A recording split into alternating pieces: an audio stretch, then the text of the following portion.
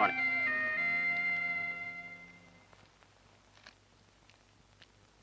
ബോംബെയിൽ നിന്ന് വിളിച്ചിരുന്നു. 10th കോൺഫറൻസ് ഫിക്സ് ചെയ്തിട്ടുണ്ട്. ഇന്നലെ മിസ്റ്റർ മാണിക്യം വന്നിരുന്നു.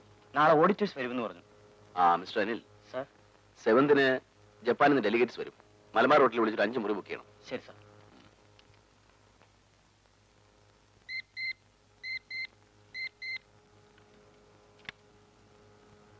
ലാൽ, നീ ഒന്നിങ്ങോട്ട് വന്നേ.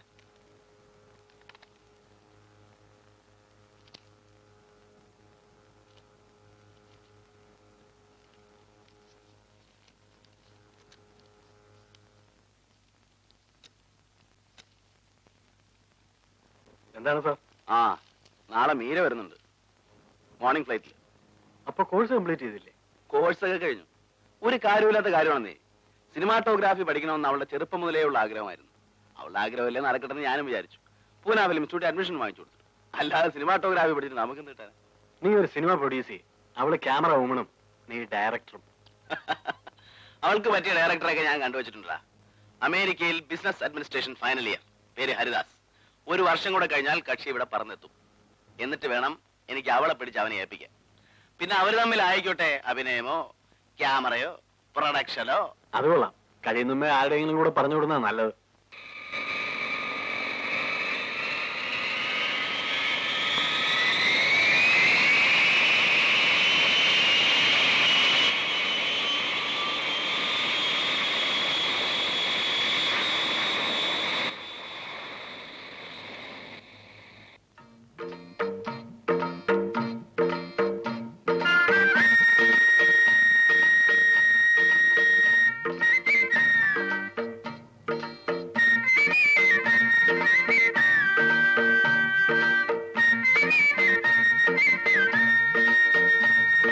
നന്നായിട്ട് എഴുതിയിട്ടുണ്ടോ?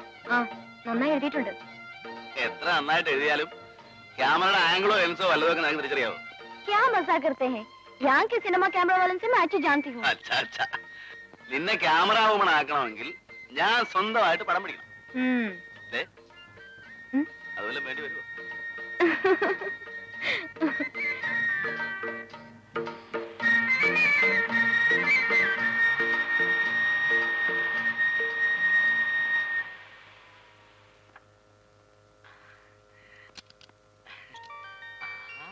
कैसे हो? क्या है समाचार? अरे ऐसे क्यों देख रहे हो? चलो लगेज सब उठाओ. മലയാളം പോലെ ശരിക്ക് പറയാൻ അറിയാൻ പാടില്ലാത്തതിനോടാണ് നീ ഹിന്ദി സംസാരിക്കുന്നത്. കാറിന്റെ ഡിക്കിയിലുള്ള ലഗേജ് എല്ലാം എടുത്ത് മുറിയിൽ വെക്കാനാണ് അവള് പറഞ്ഞത്. മനസ്സിലായോ? அப்படியா? சரி, நான் எடுத்து வைக்கிறேன்.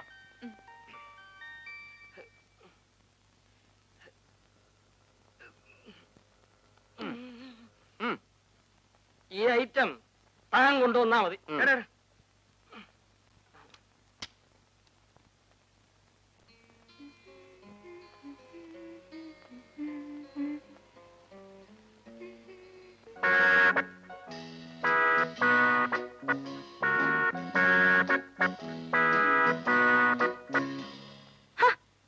താനെന്താടെ ഇങ്ങനെ വടി പോലെ അങ്ങോട്ടും ഇങ്ങോട്ടും നടക്കുന്നത്?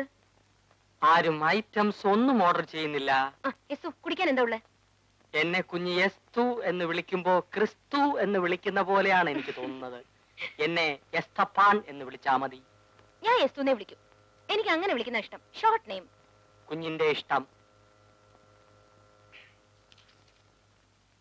കുഞ്ഞിന് കുടിക്കാൻ എന്ത് ഐറ്റംസാ വേണ്ടത്? സ്കോച്ച്, വിസ്കി, ബ്രാൻഡി, ബിയർ, ജിൻ, വൈൻ, വോഡ്ക? എടോ, ഞാൻ ചേട്ടനല്ല, ചേട്ടന്റെ അനിയത്തിയാണ്. അറിയാം.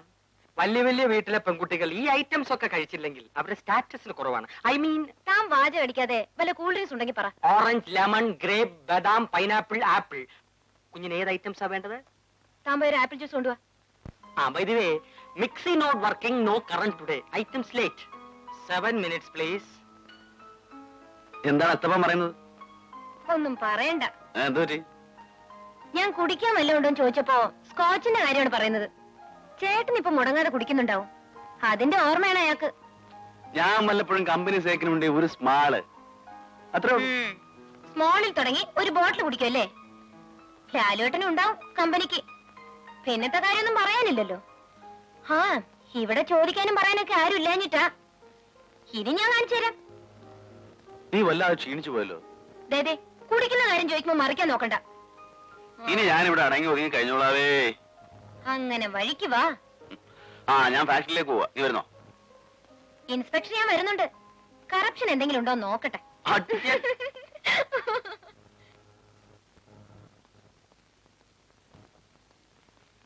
ചേട്ടാ ചേട്ടാ, ഞാൻ പ്രിയക്കൊന്ന് ഫോൺ ചെയ്തിട്ട് ഞാൻ അവളും കൂടെ ഓഫീസിലേക്ക് ഒന്നിച്ച് വന്നേക്കാം. ശരി. ആ, ചേട്ടൻ പ്രിയെ കാണാറുണ്ടോ? എനിക്ക് വേറെ ജോലിയില്ലേ? ജ്യൂസ്.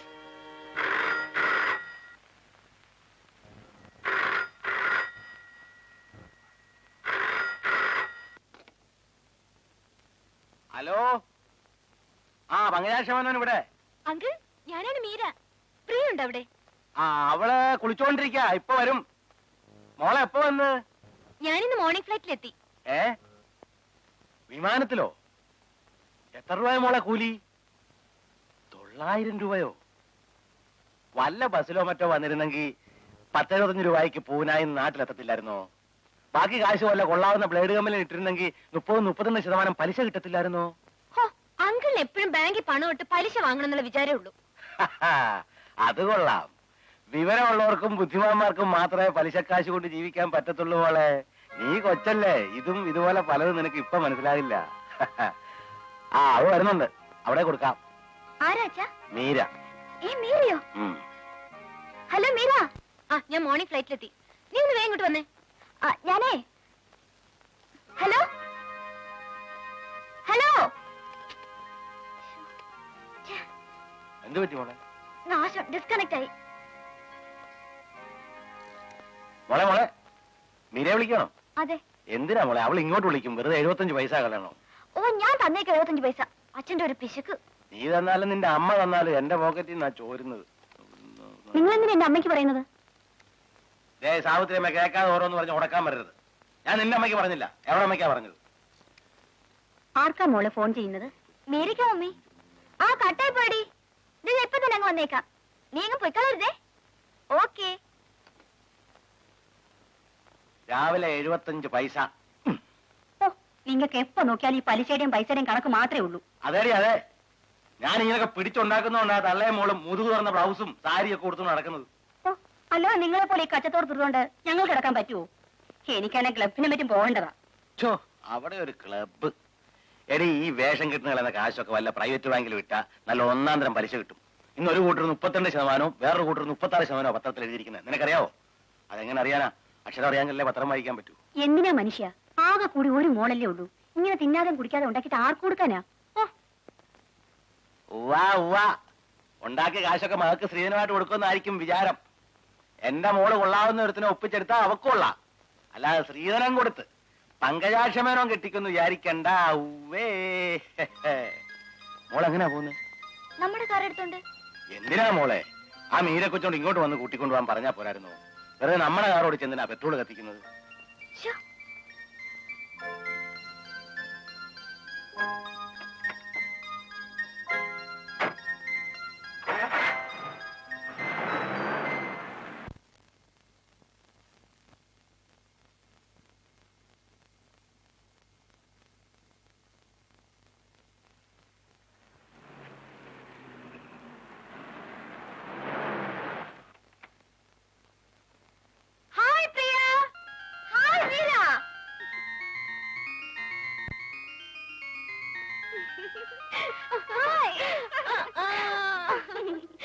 എന്താടി, പൂനെയിൽ നിന്ന് പുറപ്പെടുന്നതിന് മുമ്പ് ഒരു ഫോണൊന്നും ചെയ്തൂടായിരുന്നു?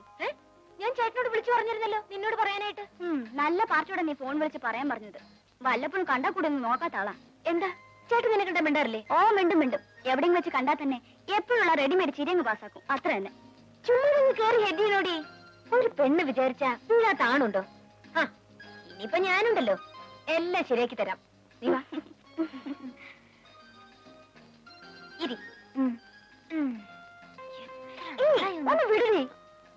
നിന്റെ ശൈ ഇപ്പോഴും മാറിയിട്ടില്ലല്ലോടി. നിന്റെ ആ പ്രകൃതത്തിന് ഇപ്പോഴും ഒരു മാറ്റമില്ല. വല്ലാത്തൊരു സാധനം തന്നെ. എന്റെ ശരീരത്തിലെ അവയവങ്ങൾക്കൊക്കെ ചില മാറ്റങ്ങൾ സംഭവിച്ചിട്ടുണ്ടെന്നല്ലാതെ വേറെ ഒരു മാറ്റവും വന്നിട്ടില്ല. ഒന്ന് പോടി. ആ, പിന്നെ എന്തൊക്കെയുണ്ട് വിശേഷങ്ങൾ? ഓ, എന്ത് വിശേഷം? അല്ല, നിന്റെ മൂത്രേന്റെ പിശുക്ക് ഇപ്പോഴും കണ്ടിന്യൂ ചെയ്യുന്നുണ്ടോ? ഫോൺ കോളിന് 75-ന് 1 രൂപ ആക്കിയോ? മതി വാരിയത്. ആ പിന്നെ എന്തൊക്കെയുണ്ട് പൂനെയിലെ വിശേഷങ്ങൾ? ഇൻസ്റ്റിറ്റ്യൂട്ടിൽ കാണാൻ കൊള്ളുന്ന വല്ല ആമ്പിള്ളേരും ഉണ്ടായിരുന്നോടി? ഹേയ്, പൂനെയിലെ വരണ്ട ക്ലൈമറ്റ് പോലെ തന്നെയാ അവിടുത്തെ ആമ്പിള്ളേരും. ഫൈനൽ ഇയറിൽ എന്റെ റൂംമേറ്റ് നീതു സിംഗ് ആണെങ്കിൽ ഭയങ്കര ബോറിംഗ് പാർട്ടി. ഒരു ഫൈറ്റൻ സാധനം. തിന്നുക, പഠിക്കുക, ഉറങ്ങുക, നോ അതർ ആക്ടിവിറ്റീസ്. പിന്നെ അല്പം റിലീഫ് ഉണ്ടായിരുന്നത് ഒരു ബാംഗ്ലൂർക്കാർ രാമേശ്വരി ആയിരുന്നു. അവള് നല്ല ജോക്ക് അടിക്കും. എടി, എന്തൊക്കെ പറഞ്ഞാലും നമ്മുടെ കോളേജ് ഹോസ്റ്റൽ ലൈഫ് പോലെ അവിടെ ഒരു ത്രില്ലിംഗും ഇല്ലടി. ആ പിന്നെ നമ്മുടെ ഹോസ്റ്റലിലെ ഫ്രണ്ട്സിനെ വല്ലവരും കാണാറുണ്ടോ? ഇല്ല. ആ, നിനക്ക് ഓർമ്മയുണ്ടോ നമ്മളന്ന് സിനിമ കഴിഞ്ഞ് വന്നപ്പോ വാച്ചർ അസീസ് നമ്മളെ പിടിച്ച് വരട്ടിയത്? പിന്നെ